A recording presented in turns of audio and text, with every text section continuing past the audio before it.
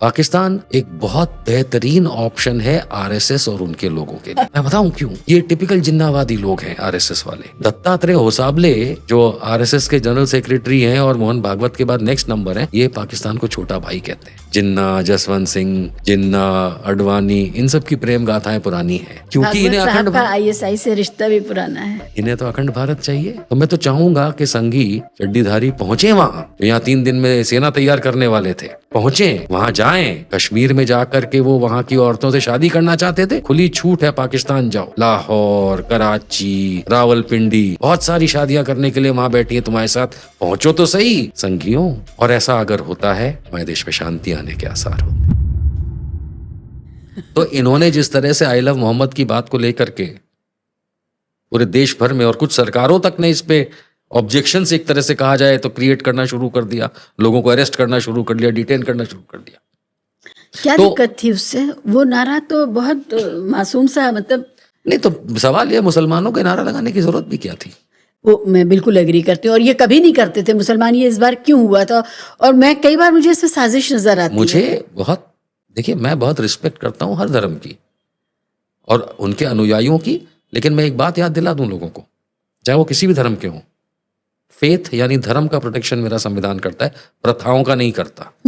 ये नए प्रथा निकाल लिया, कोई पुरानी प्रथा चला रहा है। आज प्रथाओं का अगर हम समर्थन करने लगे तो चलो सती प्रथा, बाल विवाह दोबारा शुरू कर देते हैं। एग्जैक्टली मुझे भी आई लव मोहम्मद बहुत अच्छी चीज है, मैं आज भी कह रहा हूँ, लेकिन उसको करने की आवश्यकता क्या थी? उसकी मूवमेंट बनाने की क्या जरूरत थी? मैं कई मुसलमान दोस्तों को जानता हूँ जो ये कहते हैं, यार हमें सड़क पे नमाज पढ़ने में होता है, फलाना होता है, परेशानी होती है। वहां समझ में आता है, बड़ी आई लव मोहम्मद क्यों काउंटर करना भाई किसी चीज को?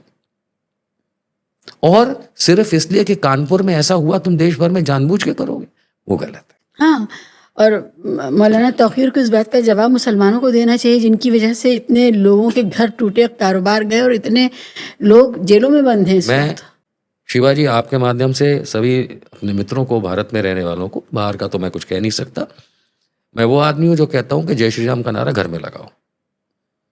मैं वो आदमी हूँ जो हमेशा ये कहता रहा हूँ कि भाई मंदिर की राजनीति अगर है या मंदिर का धर्म तुम चला रहे हो, जो भी, वो घर के अंदर या मंदिर तक रखो, सड़क पे मत लाओ। मैं खुद बहुत चिढ़ता हूँ वो जो मस्जिद के सामने डीजे बजा करके जो बेहूदगी की जाती है उससे। आप ऐसी गलती ना करें, इसलिए नहीं कि आप कम हैं, इसलिए क्योंकि आप ज्यादा अक्लमंद है। मुसलमान इस देश में हिंदुओं से ज्यादा अक्लमंद है, तभी कम उम्र में कमाने लगता है और कहीं बेहतर जिंदगी जीता। मैं मानता हूं कि उसमें आप हमसे आर्ग्यूमेंट कर सकती हैं कि कैसे जीता है और कहाँ जीता है। तो जितने प्रतिशत हिंदू गुर्बत में जीते हैं, उससे कम प्रतिशत मुसलमान गुर्बत में जीता है।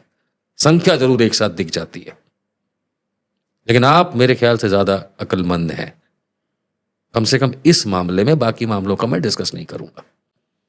तो ऐसे में ये सब चीजें करना और फिर जानबूझ के उसको बढ़ावा देना, हाँ, आपका कोई धार्मिक रिचुअल हो, कोई धार्मिक प्रथा हो, धार्मिक आपका कोई मूवमेंट हो, उसमें कोई आपको अड़चन लाए तो गलत बात है। पर आई लव मोहम्मद जो कि बहुत अच्छी चीज है, पर इसकी आवश्यकता नहीं थी। जरूरत नहीं थी। बेवजह का एडवेंचरिज्म किया बाद में, बाकी के शहरों जो इसमें मुलविस हो गए, जिनको नहीं आगे बढ़ के आना चाहिए था। और उन लोगों को पता है कि आपके लिए तो लोग मौके की तलाश में हैं, देख रहे हैं कि आप मौका दें वो मौका बना देंगे। लेट मी नॉट से कि मौका दें और मौका, वो तो खाली वो जिसको हम ऑरेंज ब्रिगेड कह रहे हैं वो, अरे भाई मतलब संघी लोग जो चाहते हैं वो इसको थोड़ा सा अटैक करने की जरूर कोशिश कर सकते हैं। बाकी हिंदुओं को कोई प्रॉब्लम नहीं है, और जहां तक मैं जानता हूं संघियों की संख्या बहुत कम है और डरपोक हिंदुओं की ज्यादा है। लेकिन पुलिस उनके पास है और इतने लोग जेलों में हैं सिर्फ इसी वजह से। आई अंडरस्टैंड, मैं बिल्कुल इस बात को एग्री करता हूं आपकी कि भाई लेकिन डर के नहीं जीना है। ये नहीं होना चाहिए कि हम डर रहे हैं, हम संख्या में कम है तो डर रहे हैं, कतई नहीं। पहली बात तो किसी को किसी से नहीं डरना चाहिए, और डर के जीना है अगर, जन आपकी बात सही है, पाकिस्तान चले जाओ। सही। हमारे देश में शेर बहादुर रहते हैं। खैर पाकिस्तान तो कोई ऑप्शन ही नहीं है, जो जा सकते हैं वो है। पाकिस्तान ऑप्शन है किसके लिए? पाकिस्तान ऑप्शन है। जो पाकिस्तान से हिंदू आए थे यहाँ बसने के लिए, उन्हें नहीं बर्दाश्त किया गया और सरकार ने उनके साथ ऐसा रवैया किया कि वो भी वापस चले गए। पाकिस्तान ऑप्शन है। पाकिस्तान एक बहुत बेहतरीन ऑप्शन है आरएसएस और उनके लोगों के लिए। मैं बताऊं क्यों? ये टिपिकल जिन्नावादी लोग हैं आरएसएस वाले। दत्तात्रेय होसाबले, मैं कई बार कह चुका हूं, जो आरएसएस के जनरल सेक्रेटरी हैं और मोहन भागवत के बाद नेक्स्ट नंबर हैं, ये पाकिस्तान को छोटा भाई कहते हैं। जिन्ना, जसवंत सिंह, जिन्ना, अडवाणी, इन सब की प्रेम गाथाएं पुरानी हैं। और क्योंकि भागवत इन्हें साहब अखंड का आईएसआई से रिश्ता भी पुराना है। इन्हें तो अखंड भारत चाहिए। तो मैं तो चाहूंगा कि संघी चड्डीधारी पहुंचे वहां, जो यहां 3 दिन में सेना तैयार करने वाले थे, पहुंचे वहां, जाएं। कश्मीर में जाकर के वो वहां की औरतों से शादी करना चाहते थे, खुली छूट है, पाकिस्तान जाओ। लाहौर, कराची, रावलपिंडी, बहुत सारी शादियां करने के लिए वहां बैठी हैं तुम्हारे साथ, पहुंचो तो सही। संघियों बिल्कुल फिट है। और ऐसा अगर होता है, हमारे देश में शांति आने के आसार होते हैं। ये तो हमारे ख्याली पुलाव है, लेकिन बताइए शांति आएगी कैसे? मैं वापस कांग्रेस पर आना चाहती हूँ। देखिए, कांग्रेस एक अंदर से बेहद नाकारा और कमज़ोर, और जिसके अंदर कोई विल पावर नहीं है, कोई भूख नहीं है वापस सत्ता में आने की। सिर्फ ये है कि टिकट मिल जाए, या कुछ लोग चाहते हैं कि वो राहुल गांधी के आसपास दिख जाएं। खुद राहुल गांधी क्या चाहते हैं नहीं समझ में आ रहा है। वो एक क्रूशियल इलेक्शन टाइम में वो चले गए, विदेश चले गए, और वहाँ जाकर के कुछ लोगों से बातें करने लगे। अगर कांग्रेस ही हमारा मुख्य विपक्ष है, और कांग्रेस जैसा मुख्य विपक्ष इस हालत में है, और पॉलिटिकल चीज़ों से ही चीज़ें तय होती हैं, होंगी, लॉ एंड ऑर्डर उसी से सुधरेगा, इक्वालिटी बिफोर लॉ उसी से आएगा, और फिर जो ज़्यादा ज़रूरी सवाल हैं, युवाओं के रोज़गार के सवाल, ये सब भी होंगे। आपको क्या लगता है हम कब तक इस चक्रव्यूह में फंसे रहेंगे एक देश के तौर पे? फॉरगेट अबाउट, ये सिर्फ मुसलमानों का मसला नहीं है, सिर्फ मुसलमान प्रताड़ित नहीं है। नहीं, अब ये तो आपने जो क्वेश्चन किया, ये तो यूनिटी ऑफ इंडिया पे आके खड़ा हो जाता है मेरे हिसाब से, क्योंकि हम यूनियन ऑफ इंडिया हैं। मैं एग्री करता हूँ कि कांग्रेस अब उन हालातों में नहीं है जैसे आज से 20 साल पहले तक थी पॉलिटिकली। प्रांतीय दल, जिसको क्षेत्रीय दल कहा जाता है, उनकी भरमार है और वो कंट्रोल में है। और नेशनल पार्टी के तौर पे जो सबसे बड़ी पार्टी कहलाती है भारतीय जनता पार्टी, ये इनके अंतिम दिन चल रहे हैं। ये भी कोलैप्स करेगी। कोई भी पुरानी बिल्डिंग कोलैप्स करती है। और अगर हम उस लिहाज से देखें, ध्यान से समझें इस बात को, तो जितने भी भारतीय जनता पार्टी के इस समय नेता हैं, प्रांतवाद उनके अंदर भी घुसा हुआ है। इस समय हम लोग आम भाषा में कहते हैं गुजराती गैंग चला रहा है देश को। नाराज कौन है? मराठी गैंग। कीमत किसकी नहीं है? यूपी वाले गैंग, यानी राजनाथ सिंह एंड ऑल की। तो उनके अंदर भी ये चीज है। कांग्रेस में जो ढीलापन है, आपने सही कहा कि राहुल गांधी क्या चाहते हैं वो उनके लोग नहीं समझ रहे, क्योंकि उनको आदत रही है कि हम तो भाई राज करने के लिए ही हैं। सड़क पे उतरने वाले बहुत कम हैं। किसी तरह से भारत जोड़ो यात्रा में राहुल गांधी ने लोगों को सड़क पे उतारा, फिर वापस चले गए। बहुत कम हैं जो इस समय एक्टिव हैं। देश ने राहुल गांधी को ये मैसेज ज़रूर दे दिया कि अगर आप सड़क पर आएंगे तो हम आपके साथ आएंगे, लेकिन राहुल गांधी ने इस एक फुलझड़ी के अलावा फिर उसके बाद क्या तय किया, कैसे होगा, कुछ नहीं है। तो अगर सत्ता में भाजपा को भी रहना है तो एक विपक्ष तो चाहिए है ना। मेरे ख्याल से सत्ता में भाजपा को अगर रहना है, मोदी एंड गैंग को रहना है, तो चुनाव आयोग काफ़ी है हेल्प करने के लिए। फिलहाल तो विपक्ष की आवश्यकता नहीं है।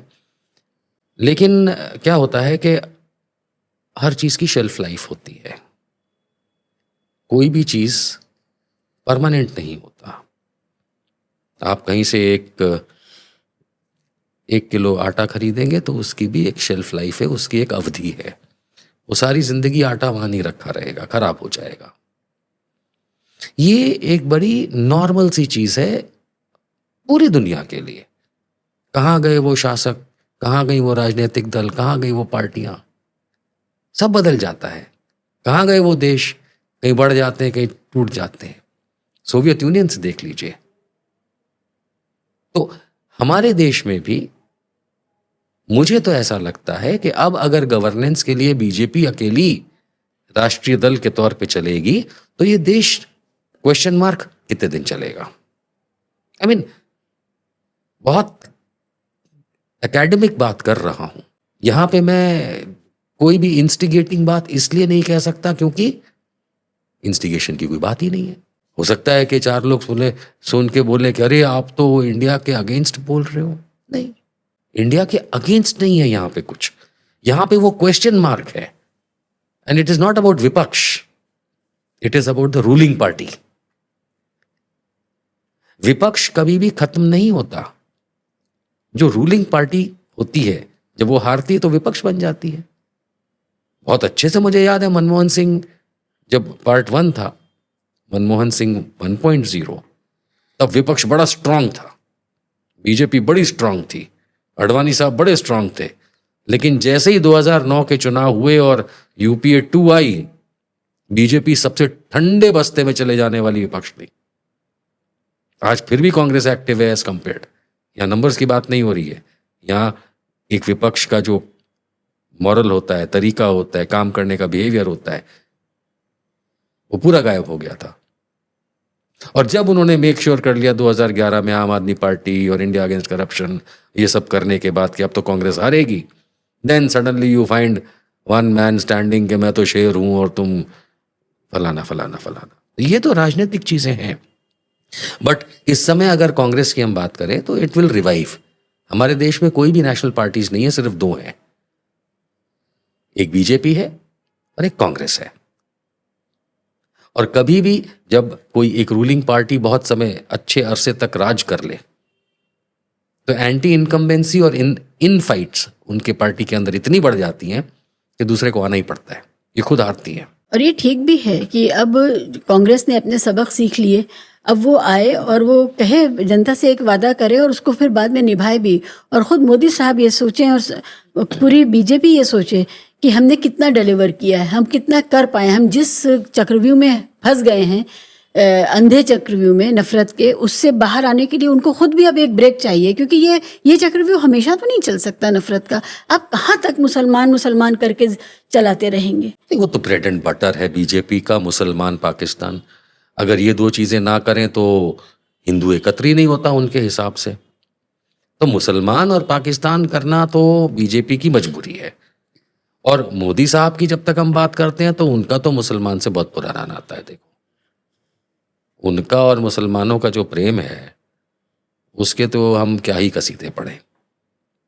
लेकिन अगर आप गौर करेंगे तो जब से प्रधानमंत्री बने तो उल्टा वो हिंदुओं के खिलाफ हो गए हैं। कहीं गौरक्षक को वो गरिया रहे हैं, कहीं वो हिंदुओं को सबक सिखा रहे हैं, मस्जिद घूमते हैं। विदेश किसी भी इस्लामिक कंट्री जाते हैं वो सबसे पहले मस्जिद में मोदी जी दिखाई देते हैं।